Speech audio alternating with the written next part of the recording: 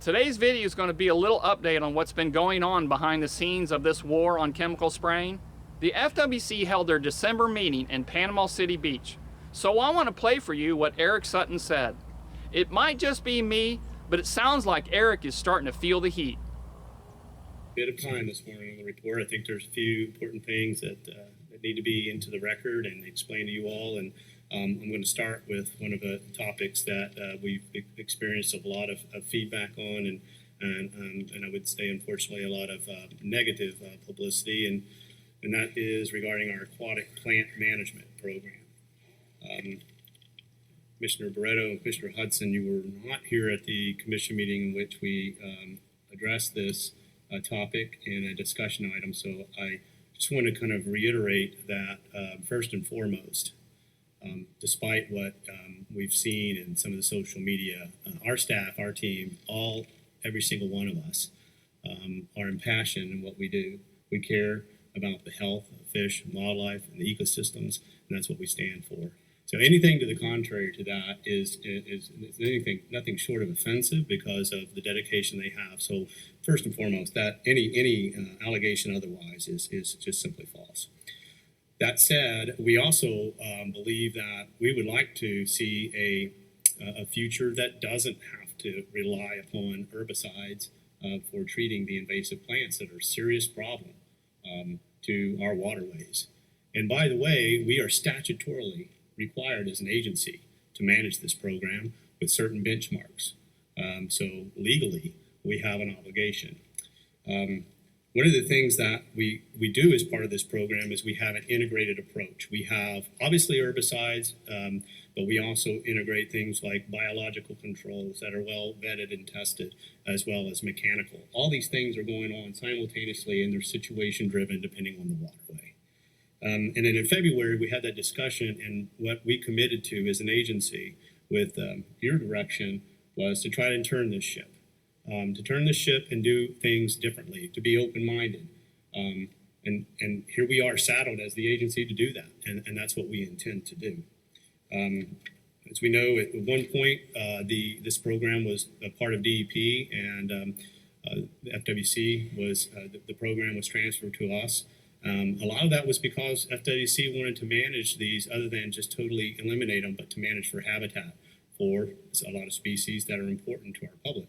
Whether that's duck hunting and bass fishing. So we actually managed hydrilla to a certain cover. So the intent of us managing it was to allow for more habitat rather than just get rid of all of it. So that's a bit of history that I think that is important. And it's not just us. This is a statewide issue. We just happen to be the forefront of it. And you know what? We'll step up and we'll accept that, and we will be leaders in this, and we will push forward for new ways and innovative ways to do this.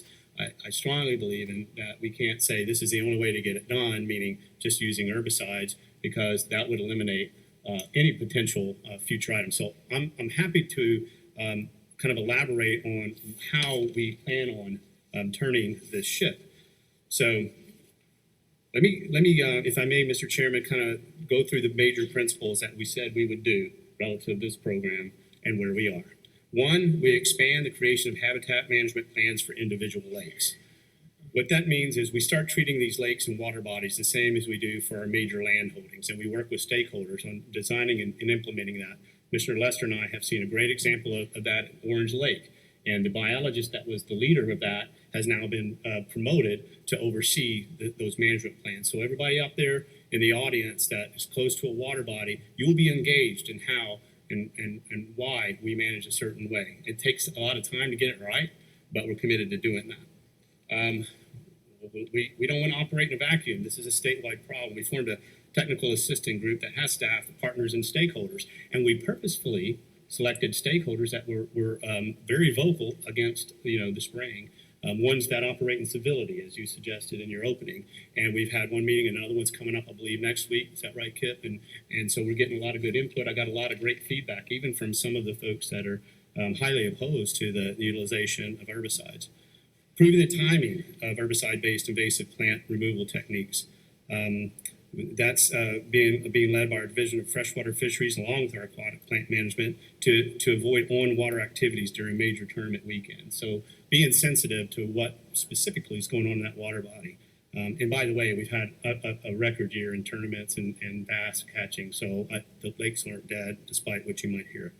Increasing coordination with invasive plant harvesting companies. In this past calendar year, we've had 632 acres and spent about $3 million, and we continue to work with the industry and the University of Florida to test and evaluate several harvesting pilot projects. One is we're looking at the efficiency and efficacy of mechanical hydrilla on Lake Toho. Let's say Toho because I get the rest of the whole name wrong. So we're increasing our efforts to do that, and especially we're looking at trying to step that up relative to Lake Okeechobee because that's really kind of the hotbed of the issue. And one of the things we get criticized is because it's such a large program, we utilize a lot of private contractors. Many of them showed up at our February meeting, and we are exploring new methods and technology to oversee and hold them accountable. And there's a number of ways we are doing that, including GPS-enabled spray nozzles. When that nozzle goes on and when it goes off, because we've heard accusations that people are just dumping it. Well, we're going to hold them accountable. We've turned some issues over to our Inspector General. That's not tolerable. We do not condone that, and so we're going to make sure that we follow up on all of those. We're developing pilot projects to look at better integrated plant management. I mentioned a Lake Toho hydrilla, and then we're improving our agency communication regarding plant management tools. We've redesigned our web page. We've made our report on where and what we're doing easier to follow. And so these are all the things that we committed to you, and I can assure you, I encourage you to talk to any one of our team members that are in these programs. They know how serious this is, and this is not a circle the wagons moment.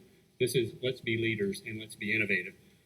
So I'll wrap up on this topic by saying what I'm excited about is as we speak, we have released what's called a request for information out there for the public. And what this is it says, come one, come all. If you have alternative ways of looking at this or doing this, send us the information, right? And so we can see what's out there. And we're really hopeful we get some of those. And we've seen, like with the blue-green algae, we've seen people respond, and they do have some exciting new technology. So we're really interested in that. And that leads into the $4 million legislative budget request we have out there that says we want to apply that money to innovative technologies. I don't know what we're going to get from that, but we're going to see, and we're going to keep pushing forward. So if we're successful in the legislative budget request, then we'll have $4 million to apply to that new technology. So, Mr. Chairman? please. Eric, so are we setting aside, when you're asking the public to come tell us better ways of practice, I assume, correct? Yes. Are we setting aside an amount of money that should we put like $1 million and say, here's the $1 million, tell us a better way to do what we're doing, come one, come all? Commissioner, you and I discussed that, and so we have the $4 million in the legislative budget request, and we get these innovative technology. But as we discussed, we're with y'all's guidance, we're willing to take $1 million of existing budget of the existing year and allocate that into a request for proposals that will follow the request for information if that's something the commission is supportive of. Yeah, I think that we got to put a marker up there. And I think if you had a bucket of $1 million we put up there and say, hey, come give us new innovation, come tell us how to do it better, tell us how to do it safely, that kind of sets the goal. And then, and if we really get something great out of that process, then we can take other monies and put it into that bucket later on. Correct. But I would hope the commission would support that we let them take $1 million and put it as a I don't know, kind of, come one, come all pilot and tell us, hey, industry, tell us how to do it better. Because it's the industry. I mean, we're hearing from everybody out there, and we have a lot of stakeholders who are complaining that we're doing it wrong. Okay, then tell us how to do it better, right? And here's $1 million. So if you had $1 million, how would you do it differently, right? Sure, please. So I agree with that, Commissioner. I think that looking at innovation, Eric, you put that in your talking points, that we really need to look at innovation because this is a challenging issue. You've heard me somewhat joke, but I say this seriously, and it's fun to see Ken and Dad in the room with us. Ken said, hey, let's move this program from DEP to the commission. Thanks, Ken. I will tell you, having managed this for some time previously, it's a challenging issue. There are stakeholders on both sides of the coin that some want more control, some want less control. So, and it's an issue of management. We will never solve, unfortunately, at least with the technology that we have today and the tools that we have today, we are not going to solve the invasive aquatic plant problem. So right now we are in a mode of management. So I'm really intrigued by this. Let's look at innovation. Maybe there are solutions that are better for the environment, but also better for our resources, because legitimately it is something that we have to aggressively attack. Left on its own accord, Florida's resources will be significantly adversely affected by the invasive aquatic plant problem. So I think, Commissioner Barreto, this is a great idea. I support it. And candidly, Eric, I really believe, and from my perspective, I really believe that the commission, you, and the team are on the right track, looking at these water bodies as a resource and managing them that way, inclusive of how do we address the invasive aquatic plants. So, well done. Well done. Secretary So, I want to thank you for giving us this problem. You and Ken, you guys hatched a really good one for us to deal with. Although, for the record, I did talk to the current DEP Secretary, Noah Baldenstein, and told Noah that I was going to be advocating this position. And he thought it would be helpful, because they're hearing it from all sides. And you know what? Let's let the industry maybe come up with a solution. Help us. So I think this may be the way to do it, Mr. Chairman. Thank you so much for those comments, and thanks for such a thoughtful and comprehensive update on this issue. I'd like to add one thing, if I could. The idea of starting with $1 million and the idea of having a $4 million legislative request in for the upcoming year is great. I wouldn't want someone to think, though, that we're not prepared to spend more money to solve the issue. We are spending more money than that currently. There's a lot of money that's being spent. If somebody comes up with a new and brand new way of doing things more effectively than what we're presently doing, we're certainly prepared to look at the whole thing. Absolutely. Mr. Chairman, last thing. Eric, could you give us a timeline at some point? When are we going to put this out so people know, like, they can start preparing themselves? I mean, we're not going to get this caught up in the governmental black hole. Right. Right now, I've got the RFI right here. That's a request for information saying what you got, what do you have out there. We have a deadline for written questions. That's December 12th.